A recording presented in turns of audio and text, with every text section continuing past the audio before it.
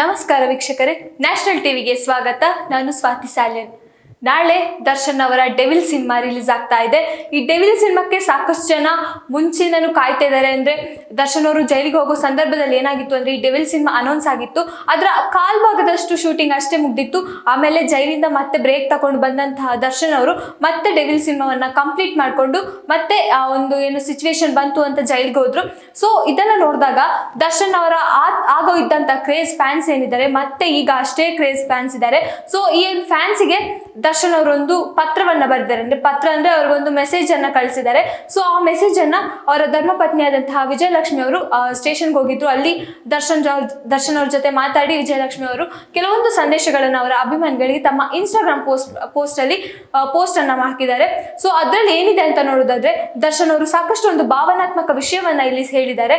So ಅವರ ಸಿನಿಮಾದ ಬಗ್ಗೆ ಆಗಿರ್ಬೋದು ಅಥವಾ ಅವರ ಸೆಲೆಬ್ರಿಟೀಸ್ ಅಂದ್ರೆ ಅವರ ಫ್ಯಾನ್ಸ್ ಅಭಿಮಾನಿಗಳಿಗೆ ಏನೋ ಒಂದು ಸಂದೇಶವನ್ನ ಕೊಟ್ಟಿದ್ದಾರೆ ಅಂತ ನೋಡೋದಾದ್ರೆ, ನನ್ನ ಸಿನಿಮಾಕ್ಕೆ ಇನ್ನೂ ಈ ತರ ಒಂದು ಸಪೋರ್ಟ್ ಅನ್ನ ಮಾಡಿ, ನಾನು ಈ ತರ ಹೆಚ್ಚು ಇನ್ನೂ ಇಲ್ಲಿ ಇರೋದ್ರಿಂದ ನನಗೆ ಅಲ್ಲಿ ನಿಮ್ಮ ಜೊತೆ ಮಾತಾಡೋಕೆ ಆಗ್ತಾ ಇಲ್ಲ, ನಿಮ್ಮ ಜೊತೆ ಕಾಂಟ್ಯಾಕ್ಟ್ ಇಲ್ಲ ನಮಗೆ. ಸೊ ಆ ತರದಿಂದ ನನ್ನ ಈ ಒಂದು ಭಾವನಾತ್ಮಕ ಮೆಸೇಜ್ ಅನ್ನ ನಿಮ್ಮ ಮೂಲಕ ನನ್ನ ಪತ್ನಿ ತರ್ತಿದ್ದಾಳೆ ಅನ್ನೋ ಒಂದು ಮಾತನ್ನ ಹೇಳ್ತಾರೆ. ಸೊ ಇಲ್ಲಿ ಡೆವಿಲ್ ಸಿನಿಮಾ ರಿಲೀಸ್ ಆಗೋಕ್ಕಿಂತ ಮುಂಚೆ ದರ್ಶನ್ ಅವರ ಹೇಗಿದ್ರು ಅಂದ್ರೆ ದರ್ಶನ್ ಅವರ ಜರ್ನಿ ಯಾವ ತರ ಇತ್ತು ಅಂತ ನೋಡಿದ್ರೆ, ತುಂಬಾ ದರ್ಶನ್ ಅವರು ಯಾವುದೇ ಒಂದು ಪಾತ್ರವನ್ನ ಕೊಟ್ಟಾಗ ಅದನ್ನ ತುಂಬಾ ಚೆನ್ನಾಗಿ ನಡ್ಸ್ಕೊಂಡು ಹೋಗ್ತಿದ್ರು. ಬಟ್ ಇಲ್ಲಿ ಅವರ ಒಂದು ಡೆವಿಲ್ ಸಿನಿಮಾದಲ್ಲಿ ಅದರಲ್ಲಿ ನೆಗೆಟಿವ್ ಶೇಡ್ ಆಗಿ ಕಾಣಿಸ್ಕೊಳ್ತಿದ್ದಾರೆ. ಸೊ ಈ ಹಿಂದೆ ಕುರುಕ್ಷೇತ್ರ ಸಿನಿಮಾದಲ್ಲಿ ನೆಗೆಟಿವ್ ಶೇಡ್ ಆಗಿ ಕಾಣಿಸ್ಕೊಂಡಂತಹ ದರ್ಶನ್ ಅವರ ಪಾತ್ರ ಸಾಕಷ್ಟು ಜನಕ್ಕೆ ತುಂಬಾ ಇಷ್ಟ ಆಯ್ತು. ಸೊ ನೆಗೆಟಿವ್ ರೋಲ್ ಅಲ್ಲಿ ದರ್ಶನ್ ಅವರನ್ನ ಇನ್ನೂ ನಾವು ನೋಡ್ಬೇಕು, ನೆಗೆಟಿವ್ ಪಾತ್ರ ಅವ್ರಿಗೆ ತುಂಬಾ ಚೆನ್ನಾಗಿ ಒಪ್ಪುತ್ತೆ, ಹೀರೋ ಬದಲು ನೆಗೆಟಿವ್ ಆಗಿ ಕಾಣಿಸ್ಕೊಳ್ಳಿ ಅನ್ನೋ ಕೆಲವೊಂದಿಷ್ಟು ಮಾತುಗಳು ದರ್ಶನ್ ಅವ್ರ ಮೇಲೆ ಬಂದಿತ್ತು.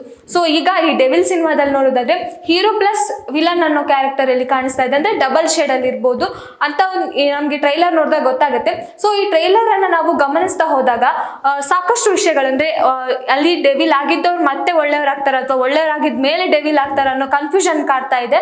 ಸೊ ಇದಕ್ಕೆಲ್ಲ ನಾಳೆ ಉತ್ತರ ಸಿಗುತ್ತೆ.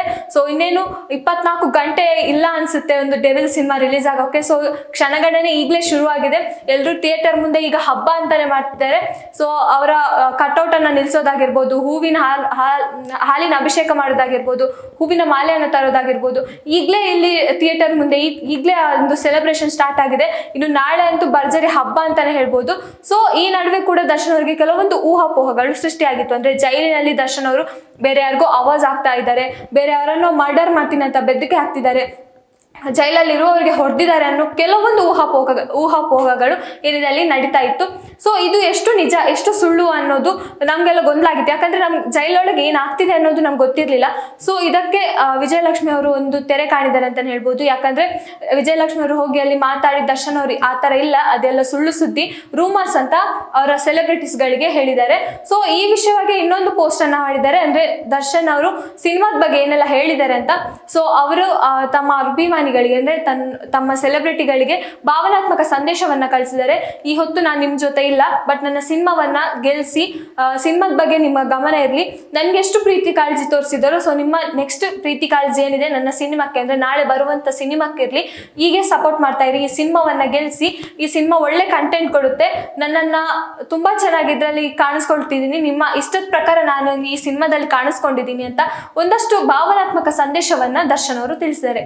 ಸೊ ಈಗಷ್ಟೇ ಟಿಕೆಟ್ಗಳು ಸಾಕಷ್ಟು ಬುಕ್ಗಳಾಗಿದೆ. ಬೆಳಗಿನ ಶೋ ಅಂತಾನೆ ಹೇಳ್ಬೋದು. ಬೆಳಗಿನ ಶೋಗೆ ಟಿಕೆಟ್ಗಳು ಖಾಲಿ ಆಗಿದೆ ಅಂದ್ರೆ ಆಶ್ಚರ್ಯ ಅಂತಾನೆ ಹೇಳ್ಬೋದು.